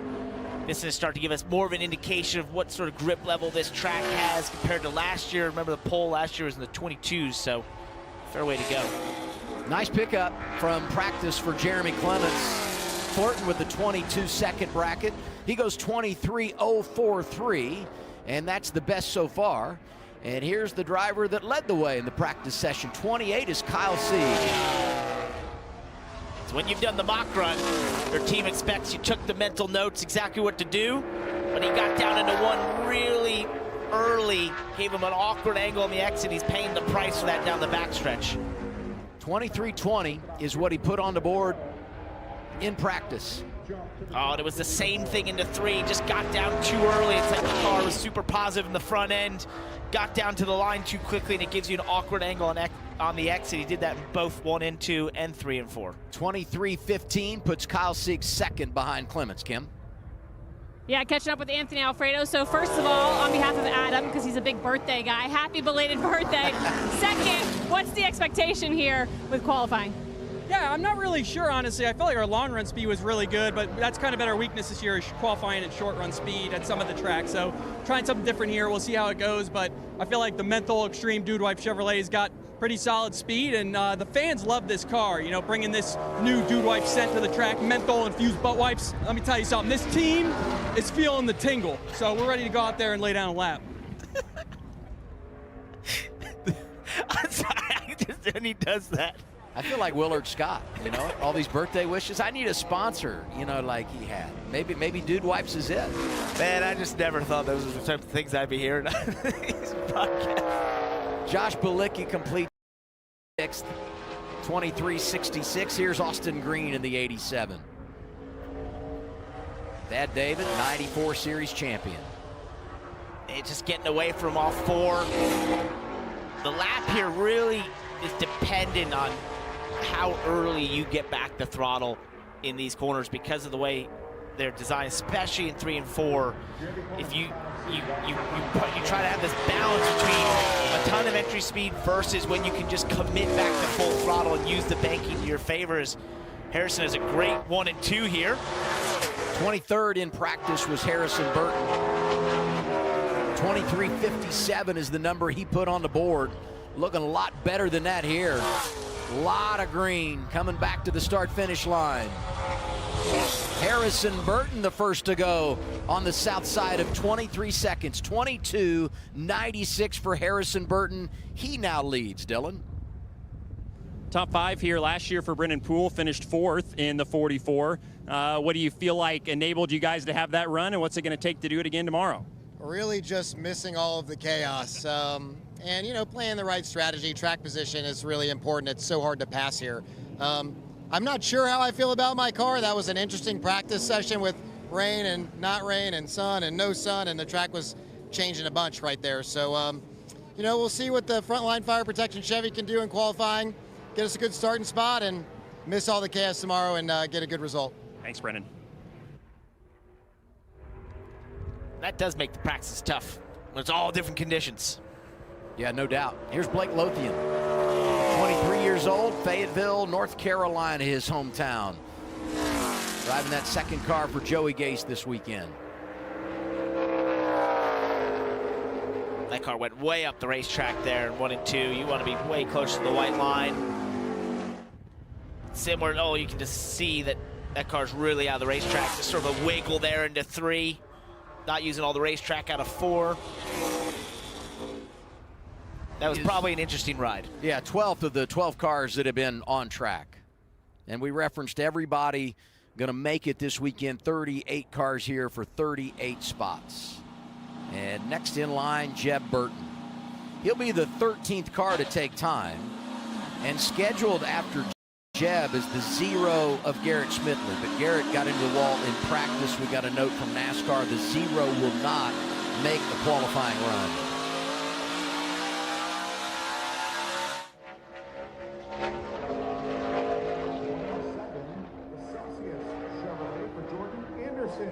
A little higher exit, try and get a run. For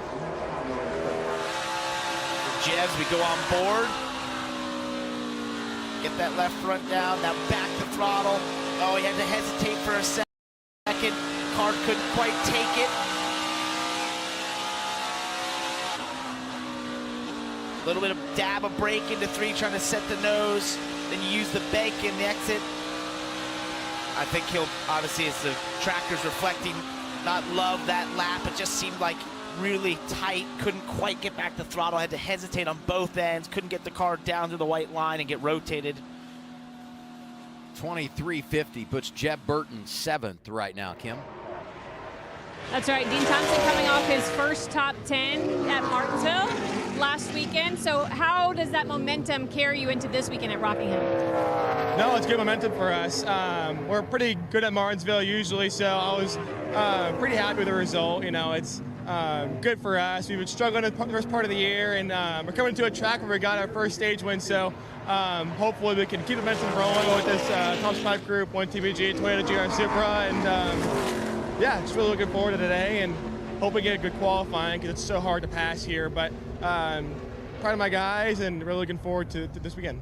Dean mentioned that stage win last year, led a couple of laps as well, and finished 11th here at the Rock. Yeah, it's a really cool day for him. While they were visiting, Andrew Patterson makes his qualifying run. He is now 8th, right behind his teammate Jeb Burton. So we check in on LeVar Scott in the 45. It's a good 1 and 2 right there. See if he can get more back through 3 and 4. He does. He's going to get real wide on the exit. Drives the car down the bottom, the shortcut. Good lap. Puts him 3rd, 23.12 for LeVar Scott. You know, I'm looking at our bumper, and you go down 9th and 10th. Patterson and Ellis ran the exact same time in the 1,000th of a second. How about that? Tie goes to points in this situation. Owner points, 32 in front of the O2 based on some of the success they had early in the year. Here's Nathan Bird in the 42. Birdman was top 15 driving a truck here at Rockingham last year for Youngs. Similar to LeVar Scott there, car kind of took off a little bit through the middle of 3 and 4. Bird is 7th, 23.39. This should give us a great indication of where the racetrack is right now. What do we call this car again? The meat missile? That's it. There it is. Did you just think that I hadn't met my quota, so rather than just say it again yourself, you set me up to say it? Somebody had to get in here. McCurdy's not here. You just backed me right into a corner there, you know that? The paint scheme is nice, but the driver's suit is simply second to none. It is, and this lap is pretty as well. Straight to the top. He had to play with the throttle there on the exit through 3 and 4. He was probably a little bit higher, I think, as he got when he landed in the corner and he wanted to be on exit. We'll see how that holds up. It is a missile. 22.83 for Quapple. 2 drivers now in the 22-second bracket. I have a feeling there will be a 3rd right here. Sam Mayer was good in practice, has 2 poles already in 2026. I'm curious to see how he's able to hook the bottom there. So it starts to come his way on the exit in terms of the tracker. Big Maybe rally. enough. Back to the line. Gets him to second. Missed the top spot by 13 thousandths of a second. It's funny, down in 3 and 4, you've got these two options that you kind of are decided for you when you land in the corner, when you hook the bottom, try to run the line, or go all the way out in the exit and just stay in the throttle and have a little bit more distance. William Sawalich qualified 5th here a season ago. A lot of green in turns 1 and 2. Coming down the back straightaway. Red is what we see on the tracker. First driver from Joe Gibbs Racing to take time in qualifying. And he goes to 3rd. Fastest Toyota, William Sawalich, jumps in front of Harrison Burton. Let's go down to Dylan Welch. And with Parker Retzloff, who missed the pole here last year by 1,000th of a second. So I know that stung, but what have you got for us here in just a moment? Yeah, I mean, I think we got a pretty good car, pretty good Viking number 99 Viking Motorsports Chevy, and I think I'm just going to try and be a little bit better than I was last year, and hopefully we'll be sitting on the pole later. I think that we started practice a little free, but I think we worked on it and made it a lot better, and hopefully we can finish bonus spot better than we did last year. All right, yeah, we'll take much better. Good weekend for him last year all around. No doubt. Blaine Perkins becomes the fastest qualifier from Jordan Anderson Racing. 31 is 11th, 23:41 for him. Here's Raja Karuth in the 88.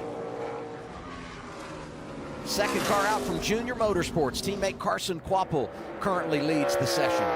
And I thought that car looked really planted through 1 and 2. Not far off his teammate there, Carson Quapple. See what he decides down in 3 and 4. Oh, there's a bit of a wiggle right there. Stays committed in the throttle, doesn't lose too much.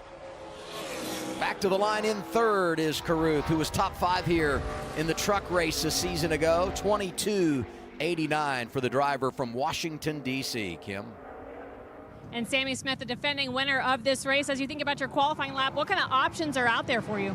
Yeah, I think there's a few. I felt like we had really good speed in practice. I felt very good about our truck club Chevrolet, thanks to them coming on board this weekend. But yeah, it's going to be a track position race tomorrow like it was last year, and hopefully we can go put down a good lap and start inside the top 10.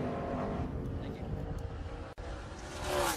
48, Patrick Starpoli on track, coming off that 16th place finish last Saturday in Martinsville, Virginia. He's 9th. This team did a really good job in this race last year with Nick Sanchez. Led laps, won a stage, and Starpoli not too bad in qualifying. Here's the 96, Anthony Alfredo. He said he's got the menthol, whatever it is there, that's helping them out. Let's see if that shows up here in qualifying. Doesn't look like the best in 1 and 2. What does he choose to do down in 3 and 4? He's knocking on the door of the top 12 in the standings. Wants a playoff Coming spot. Back. On a run of top 15 finishes, and good here in qualifying. 5th for driver 96, Anthony Alfredo, 22:967. Brandon Jones, little tire rub. That's when you know you've got it real tied down in the front end. Getting all the travel you can out of it. A little touch of smoke from the tire. Jones, a good qualifier. His teammate William Sawalich 4th right now. And look at this, hanging right around, fastest lap of the day, and lost a little bit into turn 3. Well, he gave it up on the entry. You see, there's that smoke from the full load of the corner, compression. Gave it up, got it back. 3rd for Jones. Oh. These times are tight. We saw that in practice. At one point, the entire top 10 was separated by a 1/10 of a second. So we expect this to be a really tight situation qualifying. Jones was 4,000ths of a second quicker than the man right behind him, Raja Karuth. Make that 34 1,000ths. My eyes aren't as good on the timing. Yeah, I was going to let you go on it. I know you were. Yeah. Let's move on. Let's just move to Brennan Poole. All right. Reference the fact he was top 5 in this race a year ago, and Poole in qualifying goes 13th. I think that was a decent lap for them. I don't know if he'll be super enthusiastic with the speed they had last year, but this race, we've heard a lot of people talk about track position and strategy. you can definitely find yourself in a great position in the race, even if you don't have the best qualifying. 91, Alex LeBay. Teammate Josh Williams has already made his qualifying run for DGM. He's 14th in the 92.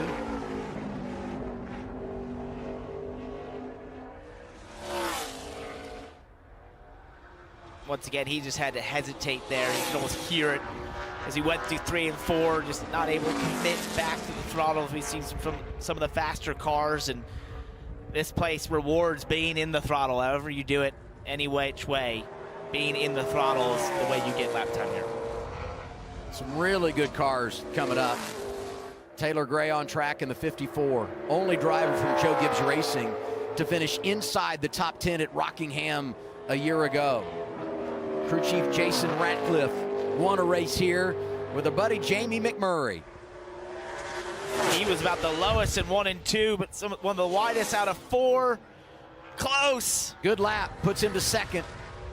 11 thousandths of a second behind Quapple. Here's Dean Thompson. He's optimistic. His teammate Harrison Burton is 8th right now.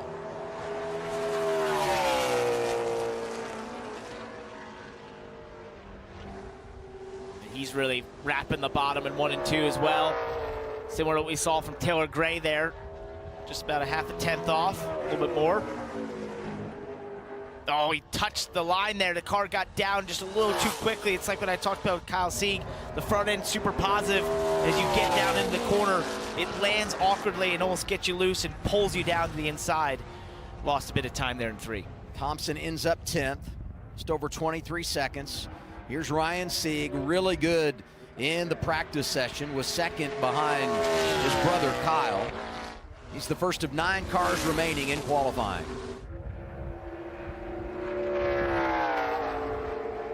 That was a good 1 and 2. Going the right way down the backstretch. Gives up a bit on entry into 3, but can it come back off of 4? Good little rally here off of turn 4. Sieg ends up 5th, 22.89 for the veteran driver from Tucker, Georgia. Here's Parker Retzloff. Dylan talked about it. Second is where he started here a year ago. Finished second in the race as well and missed the pole by 1,000th of a second. We had that unbelievable lap a year ago in qualifying from Connor Zillage. This guy's usually a great qualifier. Look at that 1 and 2. Coming back his way, it's going to come down all the 3 and 4 here. Really hooked the bottom well.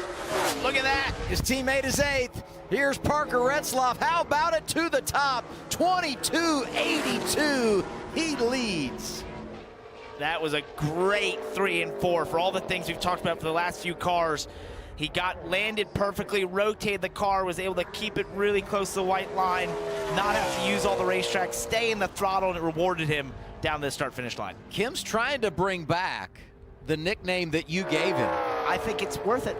It's a good one. Jetzloff. Yeah. There's a reason. Didn't come out of thin air.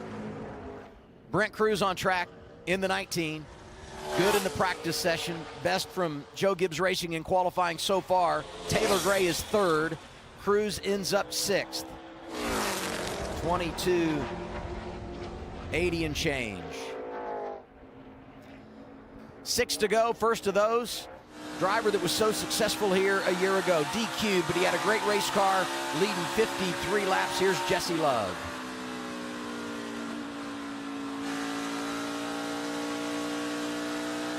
Super committed into 1. The tracker likes it as well. Jesse, how about a little drama, man? Whoa. You're killing us. Oh, it's coming the wrong way. I thought that was not quite what he wanted, but stays low. Bang, new leader, Jesse Love gets it done, 22.78. I mean, Parker doesn't even get to get out and get congratulations from the team, and he's already second to Jesse Love. Here's Austin Hill, the team car. We'll see what he can do in the 21. We're about a 10th and a half off what Connor Zillage did to get the pole here last year, so maybe this track has lost a little grip, the weather conditions being a little different.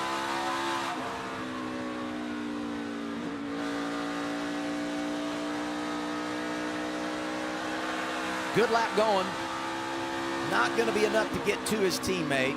8th for Austin Hill. I like you can see how much she's working the hands inside there for a lap around here.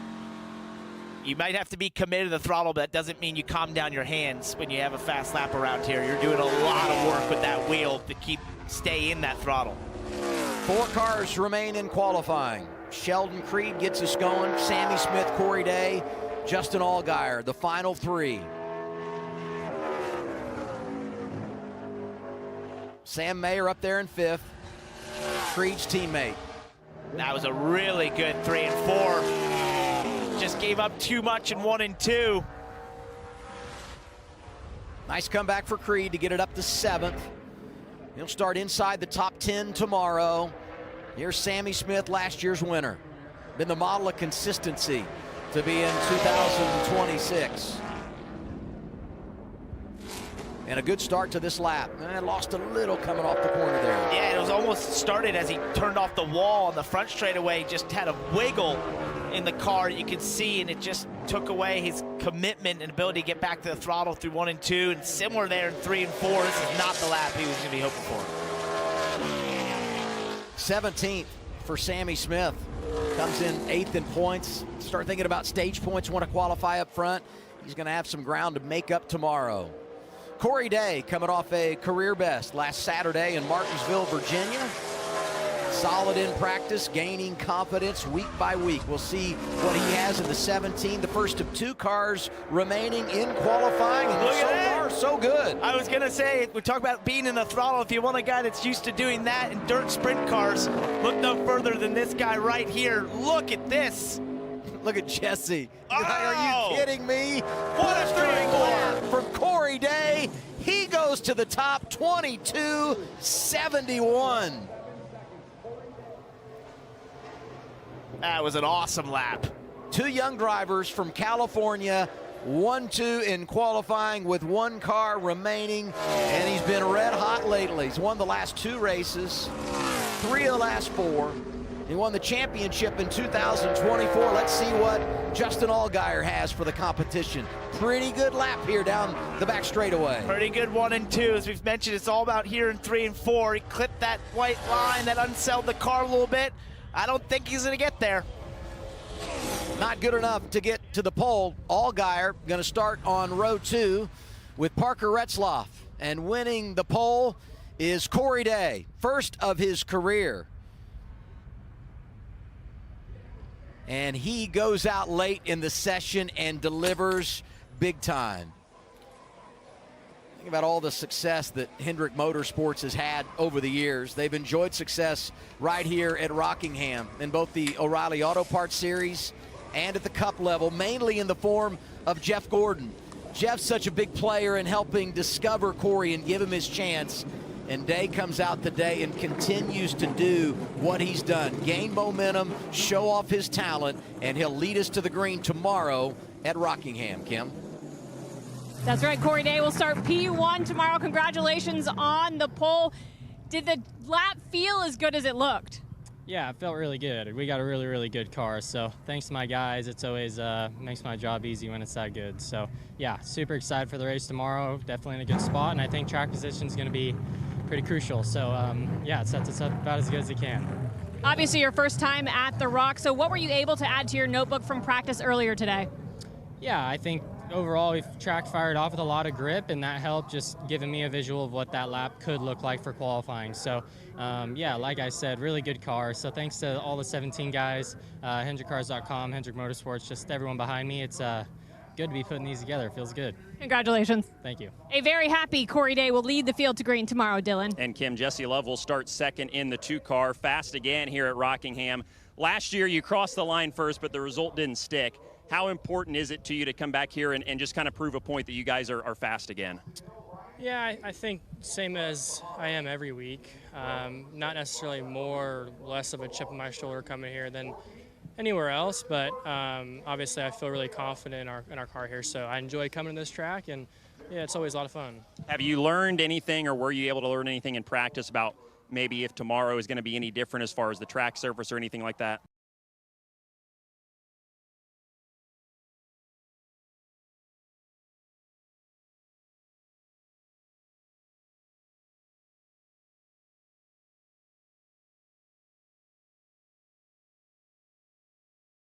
The end of practice, you know, the first run the track wasn't, you know, was super gripped up and the rubber wasn't really making your car do anything different.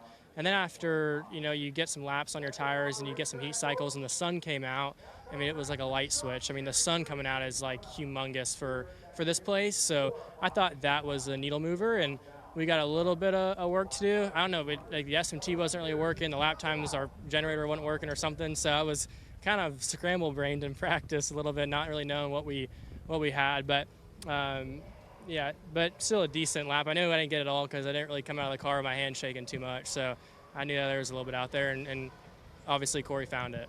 All right, well, there's a little bit more. And just got us a little bit. So still a good starting spot for the Funkway number 99 Viking Motorsports Chevrolet, and you know, just a good spot to start tomorrow and battle all day. So put ourselves in a little bit of clean air here to start, and hopefully we can have a good day. When I talked to you this morning, you had confidence in the qualifying lap you were able to put together. We saw that. What's the confidence level in the car and race trim? What kind of things were you telling your team about it? Yeah, I mean, I think we were a top 10 car in race trim. I think there's some stuff we need to work on and the stuff that we, you know, looked at doing a little bit better. So we're going to work on it tonight and, you know, come back tomorrow and hopefully be a little bit better than we were today. All right, you heard him. He said he had a top 10 car in race trim. We'll see what tomorrow brings. Well, they qualified top 5 a couple of weeks ago at Darlington, and I felt a little bit like that was his coming out party. There were a lot of people that recognized what he was able to do there, and big expectations tomorrow for driver 99. Here's the starting grid, Day and Love up front. That was a big lap for Corey Day. I just can't get over it. Stuck in the throttle. He showed a little excitement, He too. did. I know. There was a hint. You could tell. He was like, I knew that was good. Hide it, I knew it. but he just couldn't hide it. No. Yeah, I love the interview with Kim. Row 5, you got Creed and Cruz. Go outside the top 10. Austin Hill was good in practice. So was Ryan Sieg. They share row 6. I'll tell you, a lot of names on this page that you can make a case for. And one guy I want to highlight, back in row 10, LeVar Scott, that's his best ever qualifying effort. Good job by him. And Sammy Smith, I think, will be shaking his head at that one. He, the winner here last year. As we look back at the next page, Brennan Poole there in row 12. We've talked about how good he's done in the points. And Jeff Burton back in row 15. That's not what we've usually seen out of them this season. 38 drivers here this weekend, so everybody makes the show. These are the ones that'll be coming from deep in the field tomorrow, highlighted by row 18 and Cletus McFarland, who will make his debut here in the series tomorrow at Rockingham. Here are drivers talking about what it means to race at the Rock. Rockingham Speedway. What a show. Resurrect the Rock. I'm excited to go back to Rockingham. We had a great turnout. That track really raced well. I'm excited. I thought that first race there was a blast. Groove moved all around. We could pass each other.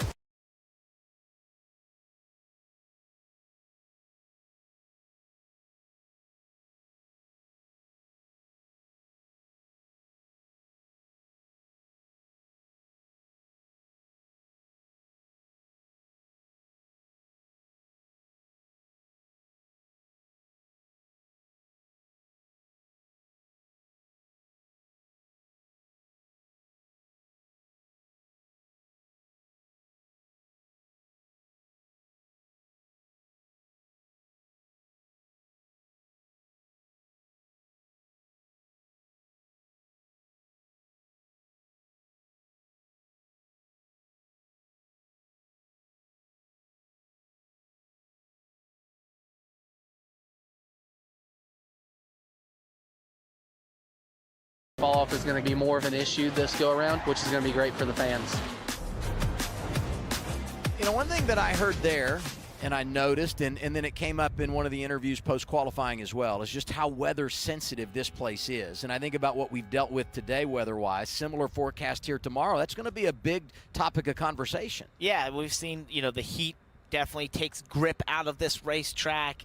The cloud cover adds it back in. It depends how the rubber's going to lay down. And there's still unknowns. You heard a lot of the drivers in that piece talk about last year. We didn't know. And so maybe this year we'll refine those setups. I still don't think they know that well. You know, when you have a track like this that doesn't have Cup come to it, so it doesn't get some technology that they have in terms of evaluating the surfaces, there's a lot of unknowns for these teams and drivers, and they're guessing at those setups for this weekend and for tomorrow in some respects because they just don't know. What about this guy? Corey Day on the pole, first of his career. We said it in practice. We've been talking about, hey, man, he's been the surprise and how great he's done and everything. I'm removing that. My expectation has risen such to a level that I'm not surprised because we consistently see this from him at different types of tracks. Now he's finally got a pole. I think a win is coming up next. He's holding that check for winning the pole. We'll give a big check tomorrow, or not tomorrow, but tomorrow we'll set up to give a big check because it's a Dash for Cash qualifier. They just get bigger. I mean, top 4 finishers put themselves in position next week at Bristol, and then Day also gets that #1 pit stall at Bristol next week. So a whole lot that he accomplishes by winning the pole here today. We look forward to tomorrow. NASCAR Countdown Live on the air, 1:30 Eastern Time on CW with Carla Metz. For Kim Kuhn, Dylan Welsh, Parker